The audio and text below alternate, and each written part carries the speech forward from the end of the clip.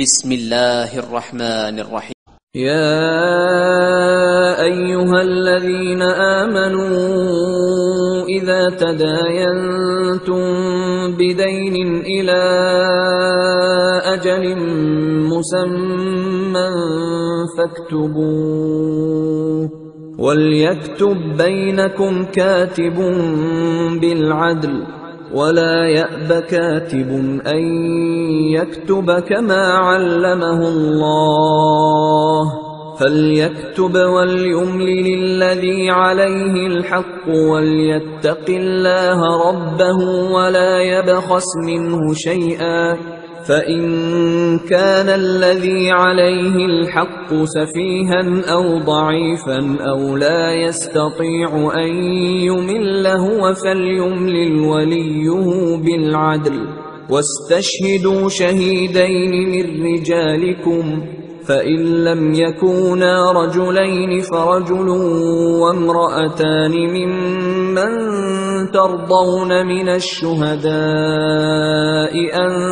تضل إحداهما فتذكر إحداهما الأخرى، ولا يأبى الشهداء إذا ما دعوا، ولا تسأموا أن تكتبوه صغيرا أو كبيرا إلى أجله، ذلكم أقسط عند الله وأقوم للشهادة وأدنى ألا ترتابوا، إلا أن تكون تجارة حاضرة تديرونها بينكم فليس عليكم جناح ألا تكتبوها، وأشهدوا إذا تبايعتم،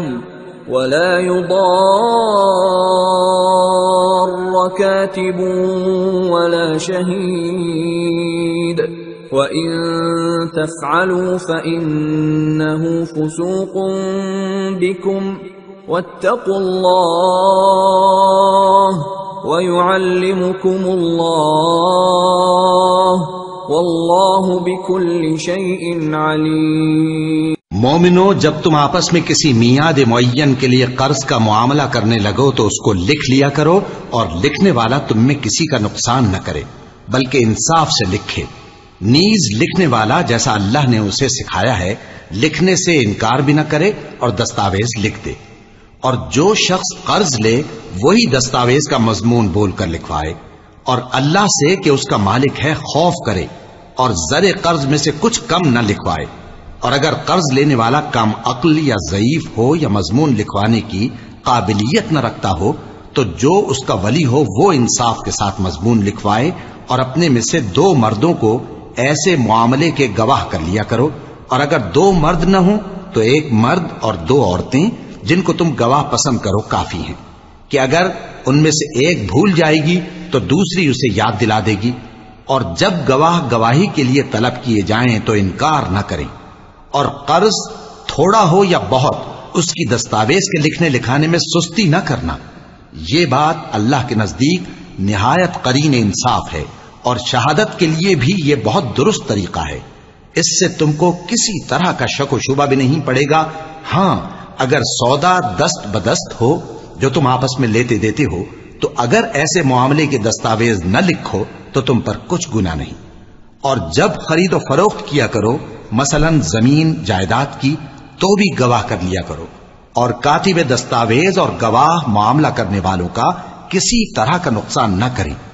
اگر تم لوگ ایسا کرو تو یہ تمہارے لیے گناہ کی بات ہے، اور اللہ سے ڈرو اور دیکھو کہ وہ تم کو کیسی مفید باتیں سکھاتا ہے، اور اللہ ہر چیز سے واقف ہے۔ وَإِن كُنتُمْ عَلَى سَفَرٍ وَلَمْ تَجِدُوا كَاتِبًا فَرِهَانٌ مَّقْبُوضَةٌ، فَإِنْ أَمِنَ بَعْضُكُمْ بَعْضًا فَلْيُؤَدِّ الَّذِي اؤْتُمِنَ أَمَانَتَهُ وَلْيَتَّقِ اللَّهَ رَبَّهُ وَلَا تَكْتُمُوا الشَّهَادَةَ وَمَن يَكْتُمْهَا فَإِنَّهُ آثِمٌ قَلْبُهُ وَاللَّهُ بِمَا تَعْمَلُونَ عَلِيمٌ۔